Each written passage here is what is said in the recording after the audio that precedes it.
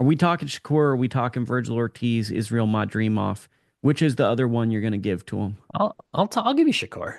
Okay, give me Shakur versus Floyd Schofield. This is an All right. interesting one. Just fixed my lighting, by the way. So shout out to me. Okay, Shout out to love me the lighting fix. forgetting to turn the light on. Shakur and Floyd Schofield. What an interesting fight, right? Because you could argue this fight pretty much got made because of social media. In my opinion, these guys have just been chirping back and forth for seems like forever, right? Shakur's been beefing with Floyd Schofield's dad. I feel like for I don't know how long it's been, man. Like it feels like over a year at this point. Um, I don't know, man. This is, I think of all the guys who are quote unquote opponents or B sides, whatever you want to call them on this show. Floyd Schofield most certainly has the hardest assignment out of everybody, right? He's going in there with such a jump in class. I think that a lot of his career he's been very well matched. Let's just say that. I think you look at the names on his record, and I think that Golden Boy has done a really nice job moving him up the rankings quickly.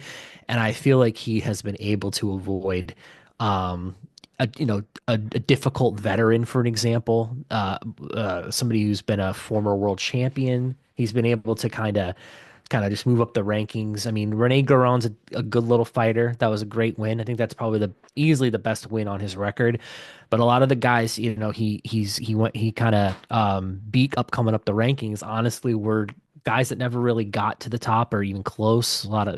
So to me, I feel like this is going to be a big ask from him to go up against, I don't know, the best defensive fighter in the world today, a guy that's main evented multiple shows for Top Rank. I mean, I just think that this is going to be Shakur's night. I think the class is going to show the difference in experience is going to show. And I mean, I really think Shakur has a lot to prove with this fight. He's been chirping with this guy back and forth, a lot of talk. I just feel Shakur's going to stop him. I know it sounds crazy, but I really think Shakur's going to stop him. Did you steal my notes? I've been saying I think he's going to stop him to the body. I think that Mm. an experienced fighter like Shakur is going to target that body. He's going to know how to be calm, patient, and used to the stage. And I think that there's so much for Schofield to have to fight in this fight because he doesn't have the experience. He's going to be very emotional going into this fight. He's going to know that he's going to have to rely on power. Power is not a good thing to on against a Shakur Stevenson. No. I just think that he's going to systematically break him down to the body and put so much mental pressure on him that he's going to find a way out of this fight. I think that Shakur is going to announce himself and do the kind of because everyone's on their cell phones too much now. There's the ambiguous haters thing, Yeah. which I mean, for him, he's gotten a lot of backlash, but I think this is going to be a performance where you get kind of like people going, wow, I didn't know Shakur was really good after this. Well, yeah, especially if he has a guy coming at him, just doing whatever it takes to win. I mean, listen, I understand like the De Los Santos fight was pretty rough to watch, but again, I always argue it takes two to tango. I blame both guys for that fight. So if he has a guy trying to come at him, I think it would be at least a little more entertaining to watch him slip punches and use defense to win. But if Schofield pulls this off, it would be so impressive because again, I just feel like he is going from go look at those guys on his record to ask fighting a guy who's just outside the top 10 pound for pound, probably, right? Maybe top 15. I don't know. But just the jump is a big ask, man. And sometimes it's like you have to have had that experience to be ready for that moment. And I've been watching the sport for 20 years, Luke, since I was a teenager, and it's like I can't cite many instances when a guy can just come out of nowhere and be such an experienced fighter. Like I kind of think of Inoue when he won his first title against the guy from Argentina whose name that was not his first title, but he beat Navarez. Alvarez. Yeah, that one is a good example because he didn't have a ton of fights at that point, but he was fighting a guy with a zillion title defenses. That's a good example of a guy being able to pull something off like that. But I just don't that's a rarity, right?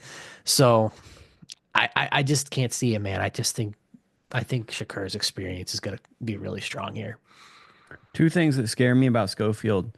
Um, I'm a little nervous. Some of the motivations were money, and you can't go Oh into yeah. a fight like this. That's thing. I don't love that he didn't make it to the press conference, and I've never heard a good reason for that. But to me, just gets me a little weird when there's like you're not at the London press conference, and we're hearing about past. It's just It's not, it kind of, every little thing shows you about how training camp is going. And just So, not making it there makes me nervous.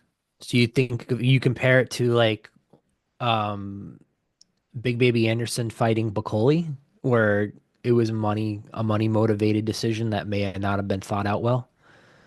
I mean, possibly, but with that one, like with Jared, maybe it was about money, but I saw him the fight week and I saw his nerves starting to manifest. And I remember an image where it was a press conference and he's doing a dance to a 50 Cent song. And I could tell that he was a little uncomfortable in that moment. Hmm. But I think Jared, when he was taking that leap up, he really thought he was going.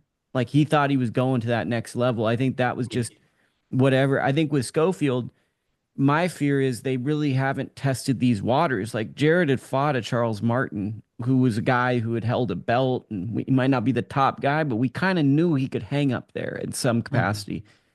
I'm just worried that like you're skipping a level of development. Is that skipping the line because of money alone?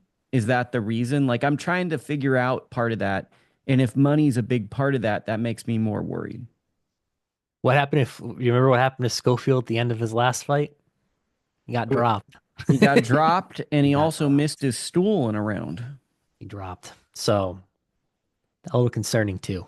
I think off of a performance like that, if I were guiding his career, I put him in with a veteran before I'd ever let him touch Shakur. Because he needs, I mean, but again, maybe this is just a money thing where they're like, this might be the most money we ever get offered in our career after, I don't know. I'm not really sure. But I do agree with you. I think money played a huge factor in this.